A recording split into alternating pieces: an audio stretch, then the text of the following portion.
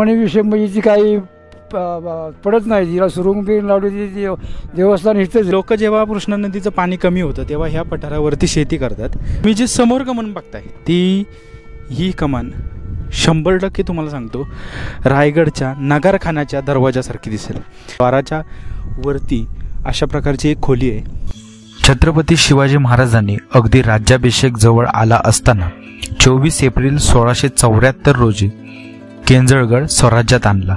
तसेच आजूबाजूचे अनेक किल्ले स्वराज्यात आणले. यावेळी खावली गावाच्या आई नवलाई देवीचे दर्शन छत्रपती शिवाजी महाराजांनी घेतल्याचे उल्लेखही इतिहासात सापडतात. खावली गावातील नवलोजी शेलार, रेणावडे व आसरे गावातील सुभानजी सनस, केदारजी सनस, राजाजी सनस, शिवसरदार पिलाजीराव सनस यांचाही शिवकाळाशी जवळचा संबंध येतो.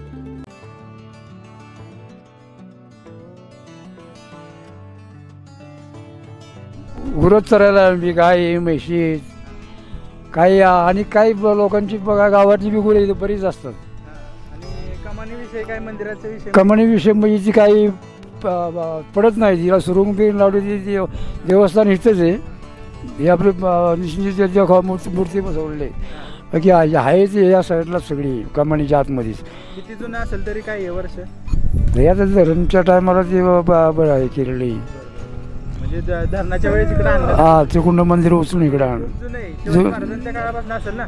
नाही ते शिवाजी काळचं काळ अगोदर हे काय रोहिडेश्वरला वरती नाही का, ते शिवाजी शपथ घेतली वरती रोहिडेश्वरला. तुमचं नाव सांगा पूर्ण? लक्ष्मण रामचंद्र सनस.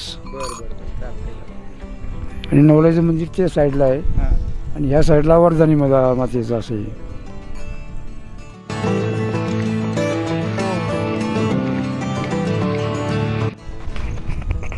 आत्ता सध्या कृष्णा नदीला पाणी नाही आहे. तुम्ही जर बघितलं तर हे खावली गाव आहे. पूर्ण म्हणजे माळरानासारखी अवस्था झाली. पण इथं कृष्णा नदीच्या पाण्यानं पूर्ण हे माळरान भरलेलं असतं. पण लोक जेव्हा कृष्णा नदीचं पाणी कमी होतं तेव्हा ह्या पठारावरती शेती करतात. तिथूनच आपण आता वरती चाललो आहे. तर तुम्ही जे समोर कमान बघताय ही कमान 100% तुम्हाला सांगतो रायगडच्या नगारखान्याच्या दरवाजासारखी दिसेल.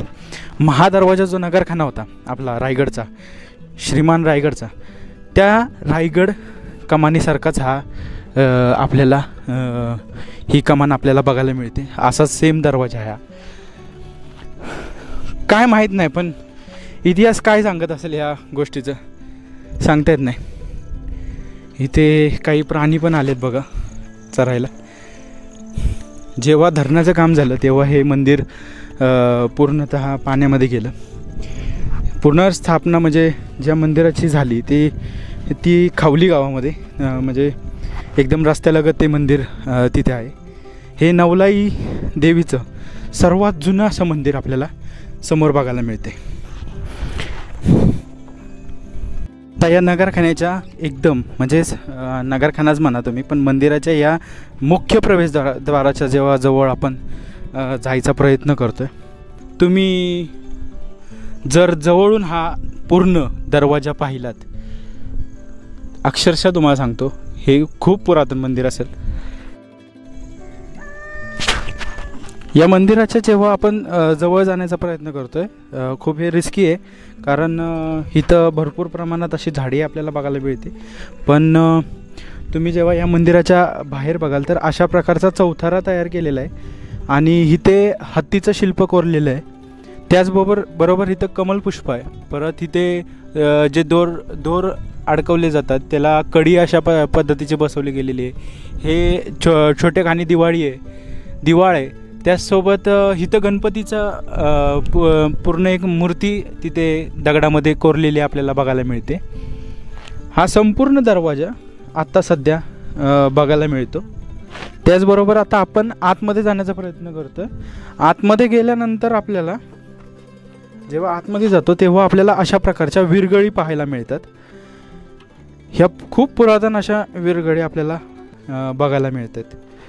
शिल्प कोरलेला आपल्याला आतमध्ये आल्यानंतर शिल्प कोरलेला हा दगड बघायला मिळाला आहे. या दगडावरती कोणते शिल्प असेल हे काही सांगता येणार नाही, पण हे याच्यावरती सहसा कासव कोरलेलं असतं. त्याचबरोबर हे मंदिराची जागा होती ज्या ठिकाणी हे मंदिर उभारलं गेलं होतं.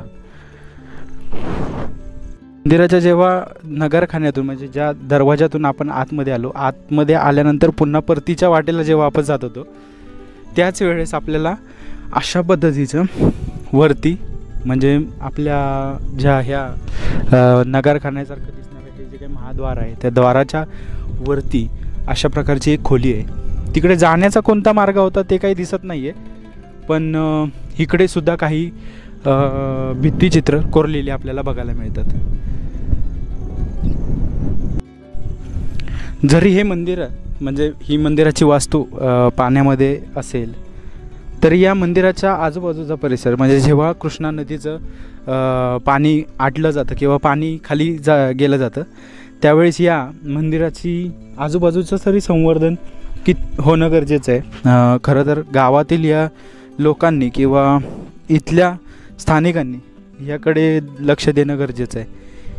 खूप प्रमाणात अशी झाडी आहे, ती झाडी जर काढली तर लांबून येणाऱ्या व्यक्तींसाठी हे मंदिर आपल्याला बघायला मिळू शकतं. लोकांना, आपल्या गावातील लोकांना, आपल्या आजूबाजूच्या गावातील लोकांना तसेच या ऐतिहासिक वास्तूंना लोकांसमोर आणण्याचं काम इंडियन फिरस्ती हे कायम करत राहील. 25,000 सबस्क्रायबर झाल्याबद्दल आणि 25,000 सबस्क्रायबर केल्याबद्दल तुम्हा सर्वांचं खूप खूप आभार.